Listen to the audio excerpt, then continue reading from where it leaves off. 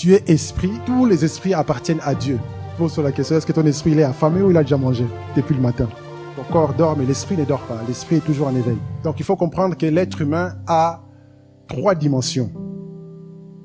Comprenez ça très bien, c'est pour ça que ça va vous aider à comprendre comment on peut être en intimité avec le Saint-Esprit. Donc l'être humain tel que tu es là, tu as 3 dimensions.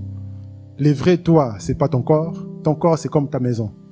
C'est comme les Juifs parlent de la tente. C'est ma maison, c'est ma tente. Ton corps, c'est comme ta maison. En réalité, on est plus conscient de notre corps que de notre esprit. Ton esprit, la plupart des gens ne sont pas conscients de leur esprit. Mais quand tu rêves, c'est là que tu es conscient de ton esprit. Ce que tu vois dans les rêves, c'est ton esprit qui voit, c'est pas ton corps. Ton corps est endormi, tu dors. Mais tout ce que tu vois dans les rêves, c'est ton esprit qui est en activité. Ton corps dort, mais l'esprit ne dort pas. L'esprit est toujours en éveil. Parce que quand on est là, il y a tellement de bruit, il y a trop d'activité, le cerveau ne sait pas se focaliser sur ton esprit. Il est focalisé sur tout ce qu'on voit ici. Ce qui fait que on n'est pas conscient de l'esprit. On est plus conscient de nos émotions, de notre intellect, de notre mental, de notre corps physique. On a faim, j'ai peur, je suis triste, etc. On est plus conscient de ça, de nos émotions et de notre corps. Mais on n'est pas vraiment conscient de notre esprit. Et je vous expliquerai comment être de plus en plus conscient de l'esprit.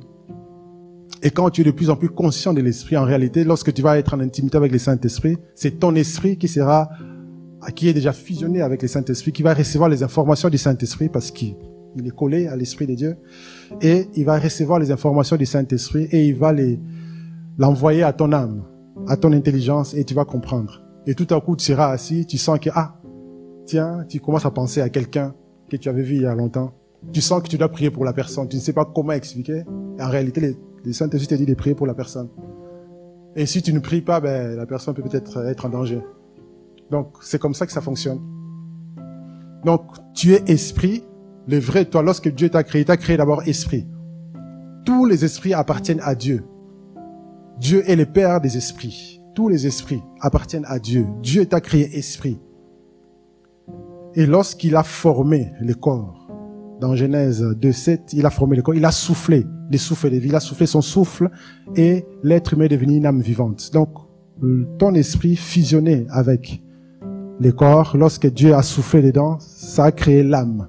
L'âme, c'est vraiment cette jonction entre l'esprit et le corps. Et dans l'âme, tu as des émotions. Ça te permet d'être en connexion avec tes frères et tes sœurs.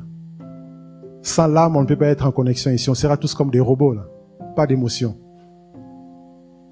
Mais avec l'âme, on est en connexion, on peut sourire, on se sent bien, on se parle, et on est bien là. C'est l'âme qui fait ça. Nos âmes se connectent. Et ensuite, il y a les corps. Et les corps, souvent, on est plus conscient de notre corps et de notre intellect, et on marche selon les désirs de notre corps. J'ai envie de manger telle chose, j'ai envie de faire telle chose. C'est souvent notre corps qui nous dicte ça, ou notre âme. Maintenant, il faut qu'on puisse commencer à vivre selon les désirs de l'esprit. Parce que dans la dimension de l'esprit, on a aussi des besoins. Ton esprit a aussi besoin de se nourrir. Il ne faut pas qu'il reste affamé toute la journée. Mais parfois, on affame notre esprit, on ne mange pas, l'esprit ne mange pas. C'est pour ça que Jésus disait, l'homme ne vivra pas du pain seulement. Donc, quand tu manges la journée, là, tu te réveilles, là, tu sais que, aujourd'hui, à midi, je vais manger telle chose. Les matins, je commence par telle chose. Les soirs, je mange telle chose. Il faut aussi nourrir ton esprit, sinon ton esprit est affamé. Pose la question, est-ce que ton esprit il est affamé ou il a déjà mangé depuis le matin? Oui, si tu veux être en intimité, il faut que l'esprit soit fort. Il faut qu'il soit capable de réagir. Il faut qu'il mange aussi. Vous comprenez? Donc, on est plus conscient de notre esprit, on est plus conscient de notre âme ou de notre corps. Bon, il faut qu'on devienne conscient de l'esprit, parce que l'intimité là se passera dans la dimension de l'esprit. Il faudra que l'esprit aussi mange. Il faut que l'esprit aussi ait le temps. Il faut prendre le temps avec soi-même. Le meilleur rendez-vous, c'est les rendez-vous avec toi-même. Tu te poses et tu restes concentré sur ton esprit pour capter ce que ton esprit a à te dire. Parce que ton esprit a fusionné avec le Saint-Esprit. Ça veut dire que tout ce que l'Esprit de Dieu connaît, ton esprit humain le connaît. Maintenant, quand tu as le temps de méditer, j'en parlerai tout à l'heure en détail, tu verras que tu vas commencer à comprendre ce que Dieu veut pour toi. Tu commenceras à capter la pensée de Dieu pour ta vie, pour tout ce que tu dois faire, etc. C'est là où tu vas voir que ta vie commence à progresser. Tu commences à avancer dans la bonne direction parce que tu sais ce que Dieu veut que tu fasses. À chaque fois, tu vas capter la pensée de Dieu. Tu vas capter la pensée de Dieu. Tu vas capter la pensée de Dieu parce que tu es esprit, âme et corps. Tu n'es pas que physique. Notez les versets là qui parlent de ça. C'est des Thessaloniciens, 5, 23. L'homme a 3 dimensions. Donc, la dimension de toi qui sera en intimité avec le Saint-Esprit, c'est ton esprit, c'est pas ton corps. Ton corps est en relation avec le monde physique. Ton âme est en relation avec les êtres humains, avec les émotions, l'intellect, l'intelligence. Et ton esprit est en connexion avec Dieu. Et donc, pour que ton esprit puisse prendre le dessus sur toi, pour que tu arrives à comprendre tout ce que l'esprit te dit, puisque tu n'es pas toujours conscient de l'esprit, il faut que l'esprit grandisse. Il faut que l'esprit devienne fort. Il faut que l'esprit se nourrisse aussi tous les jours. Qu'il soit fort. Qu'il soit celui qui domine dans tout ton être. Et quand ton esprit domine tout ton être, là tu deviens ce qu'on appelle un homme spirituel, qui est plus conscient de son esprit. Et là, à cette dimension-là, c'est fini. Tu es sur l'autoroute. Ta vie, ça va progresser, ça ne fera qu'avancer. Jusque-là, c'est clair? Des questions? Des questions? Donc, dès Thessaloniciens 5, 23 nous parle que tout ton être, esprit, âme et corps, soit trouvé irrépréhensible devant Dieu. Parce que le vrai toi, c'est ton esprit. Et Dieu dit Jésus parlait à la femme samaritaine dans Jean 4, verset 24, il dit que Dieu est esprit. Et il veut que ceux qui l'adorent en esprit et en vérité. Donc si l'adoration c'est en esprit et en vérité, la prière aussi c'est en esprit. Parce que Dieu est esprit. Donc l'intimité là qu'on veut développer avec le Seigneur, c'est dans la dimension de l'esprit. Donc si tu veux devenir intime, commence maintenant à te nourrir de ton esprit, à éduquer ton esprit, à former ton esprit, à faire grandir ton esprit, à devenir de plus en plus conscient de ton esprit, à entraîner ton esprit. Et c'est là que tu vas commencer à vivre des choses extraordinaires avec les Seigneurs. Et c'est là que le Saint-Esprit maintenant va jouer un rôle. Mais avant d'aller jusque-là, je vous montre un passage. 1 Corinthiens 6, verset 17 dit, « Mais celui qui s'unit au Seigneur devient, lui, un seul esprit avec lui. » En réalité, lorsqu'on devient enfant de Dieu, il faut que l'Esprit de Dieu, le Saint-Esprit, il va fusionner avec ton esprit humain. Tu deviens même esprit. Ça veut dire que à l'intérieur de toi, l'Esprit de Dieu fusionne avec le Saint-Esprit, avec ton esprit, pour que il puisse te guider tous les jours. Parce que tu as besoin du Saint-Esprit tous les jours. Il y a des décisions à prendre. Est-ce que je dois épouser telle personne? Est-ce que je dois suivre telles études? Est-ce que je dois investir dans telle branche, dans telle chose? Est-ce que je dois acheter une maison ici ou de l'autre côté? Est-ce que je dois partir en vacances à Bora Bora ou à Tahiti? Il faut demander au Seigneur. Est-ce que je dois acheter telle veste ou telle veste? Ça peut aller jusque-là. Oui, hein? Ça peut aller jusque-là. Il y a des personnes qui ont développé une telle intimité que même pour manger là, il sait à quelle heure il doit manger. Parce que il est en permanence en connexion avec le Saint-Esprit. Il y a des choses pour lesquelles nous-mêmes au fait, on refuse d'écouter le Seigneur. On prend nos propres décisions. Ah, je vais faire ça, je vais faire ça, je vais faire ça, je vais faire ça. Mais en réalité, lorsque tu veux vraiment savoir ce que Dieu veut, tu commences à te poser et à laisser le Seigneur, tu verras que ça sera différent. Maintenant, le piège, c'est quoi? Quand tu te poses, tu commences à poser des questions au Saint-Esprit, il prend son temps. Ah, il n'est pas comme un micro-ondes rapide. Hein. Tu poses des questions, il est là, il attend.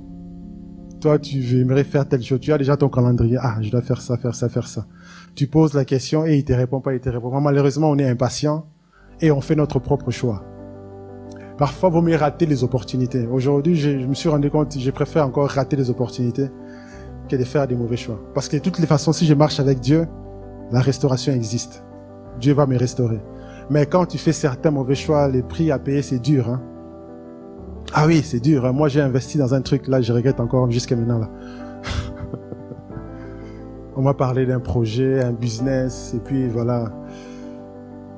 Je me suis dit, waouh, quelle opportunité. Si j'ai fait ça, franchement, je deviens presque un rentier, quoi. J'aurais travaillé moins et j'ai ce business-là qui va tourner.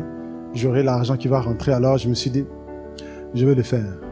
Et pendant que je le faisais, à un moment donné, j'ai senti des doutes dans mon cœur. J'ai pas pris le temps de me poser et de laisser le Seigneur choisir. Parce que c'est toujours comme ça. On t'appelle, faut faire ça, faut faire ça. Tu cours à chaque fois. On a une réunion là. On doit faire ça, on doit faire ça, on doit faire ça. Il faut venir. On est dans les bruits. On ne prend pas le temps d'écouter Dieu. J'ai senti un petit doute là, mais au lieu de prendre le temps, rien du tout. Jusqu'à ce qu'à un moment donné, les projets capotent, ça n'a pas marché. Et là, je me rends compte que j'ai perdu énergie, beaucoup d'argent. Et je regrette.